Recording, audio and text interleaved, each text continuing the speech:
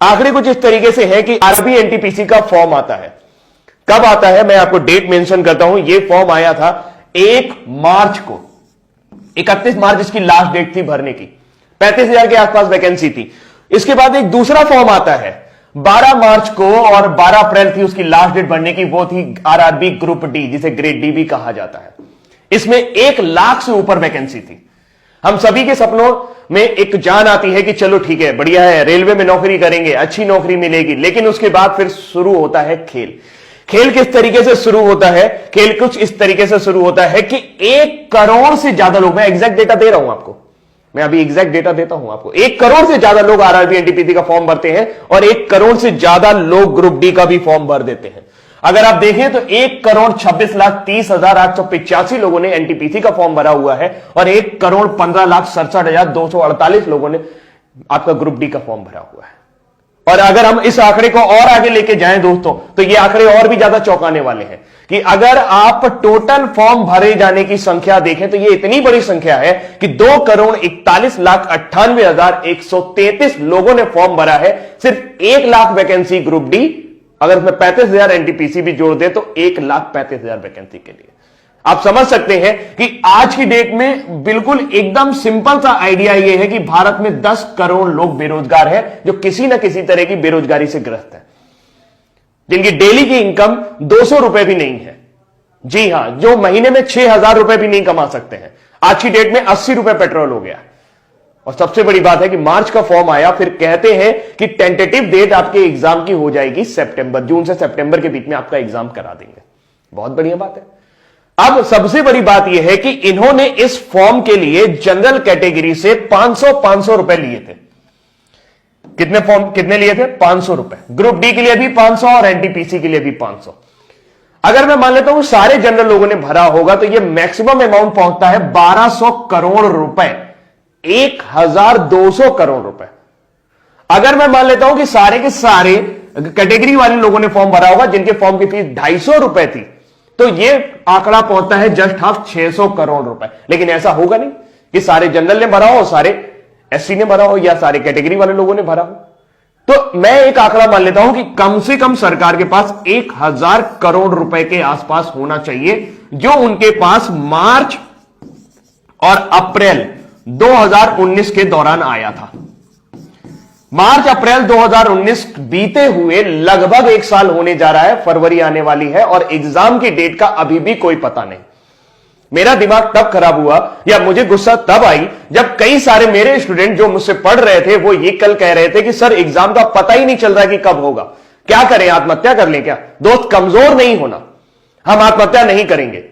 क्यों करेंगे भाई आत्महत्या?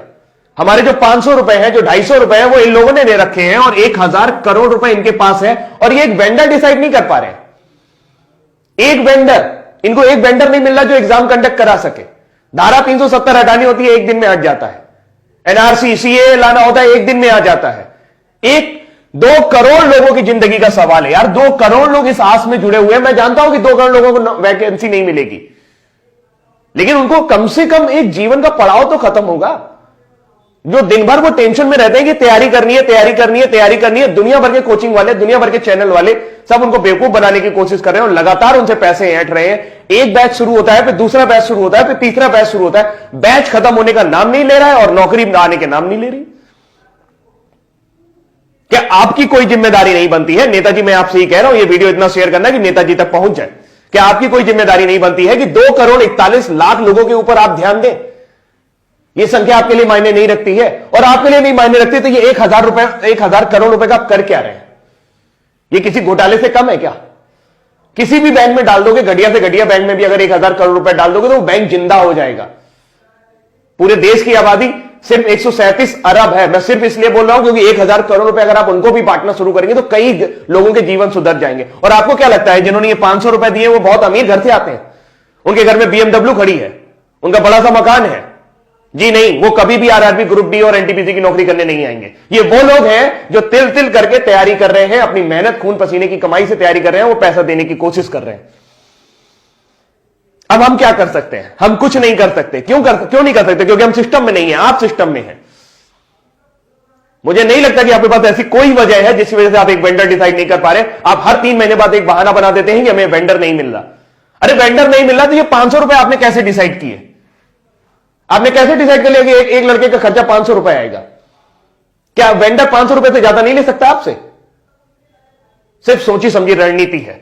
मार्च में आपको यह पैसा मिला है, 1000 करोड़ रुपए आपके बैंक में पड़ा है और आप एक वेंडर डिसाइड नहीं कर पा रहे। 1000 करोड़ रुपए बहुत होता है। आप कहेंगे सर 1 करोड़ लोगों का वो भी तो करवाना है, एग्जाम भी तो करवाना है। तो ये 500 रुपए भी तो आप ही ने डिसाइड किए थे। जहां 100 रुपए फॉर्म के लगते थे वहां 500 रुपए लिए आपने। बोले कि सब वापस करेंगे, कब वापस करेंगे इसका पता नहीं है। आप सिर्फ और सिर्फ बिजनेस कर रहे हैं और इस 1000 करोड़ रुपए को घुमा रहे हैं। ये जनता का पैसा है और जनता जवाब मांगेगी आपसे। दोस्त नेताजी आप भी ध्यान से सुन लीजिए, जो लोग भी ये वीडियो देख रहे हैं भाई, अगर उनको मेरी बात सही लग रही हो या लग रही हो, मेरी बात सही लग रही हो या लग रही हो, लेकिन बात है सच्ची। मुझे गुस्सा इसलिए आता है क्योंकि मैं एक टीचर हूं और बहुत सारे बच्चे ऐसे हैं जो मुझसे पढ़ते हैं और उनके अरमानों को जब मैं घुटता हुआ देखता हूं, जब उनके चेहरों को मैं उदास देखता हूं, सिर्फ इस वजह से कि सर समय बीतता जा रहा है और हमारी एनर्जी, जी हां, आपके पास जो 65% युवा है उसमें से 2 करोड़ 41 लाख लोग अभी भी इस एग्जाम की तैयारी कर रहे हैं। ये सिर्फ एक एग्जाम की बात है। एसएससी के साथ भी आपने यही किया था। लोगों के एक साल आपने बर्बाद कर दिया और इस तरीके के कई साल आप बर्बाद कर रहे हैं। उत्तर प्रदेश में वैकेंसी और लटकी पड़ी है 69,500, उसमें भी कोर्ट केस चल रहा है। अरे जब नौकरी देनी नहीं होती तो निकालते क्यों है यार? क्यों मजाक करते हो हमारे साथ? जब देनी नहीं होती तो निकालते क्यों मजाक करते हो हमारे साथ? हमारा जीवन इस तरीके से एक सपना बुनना शुरू कर देता है कि नौकरी लगेगी, नौकरी लगेगी। जिस उम्र में उनकी एनर्जी बढ़नी चाहिए, आपको क्या लगता है कि इतना हतोत्साहित युवक आप लोगे तो आप उससे अच्छा काम करा पाओगे?